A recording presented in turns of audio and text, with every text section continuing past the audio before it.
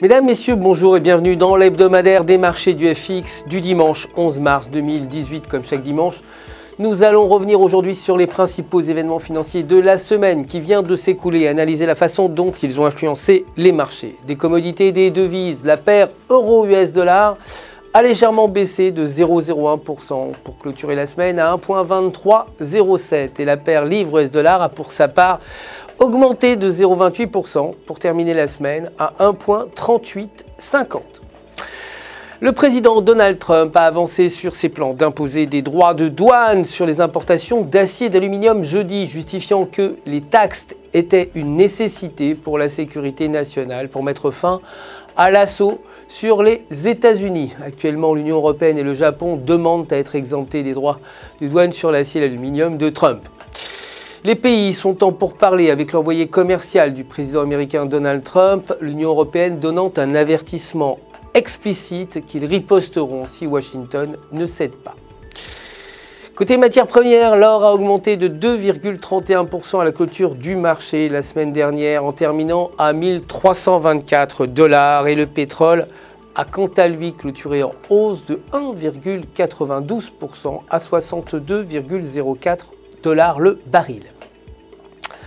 Le président français Emmanuel Macron et la chancelière allemande Angela Merkel ont retardé un plan visant à proposer des améliorations de la zone euro lors d'un sommet des dirigeants européens. Macron prévoit de faire en sorte que la zone euro ait son propre ministre du budget et des finances et que le fonds de sauvetage de la monnaie unique devienne un mécanisme permettant aux États membres de prévenir les menaces d'instabilité financière. Les deux dirigeants visent à renforcer la coopération franco-allemande et à donner une nouvelle impulsion à l'Union européenne en faveur d'une intégration plus étroite.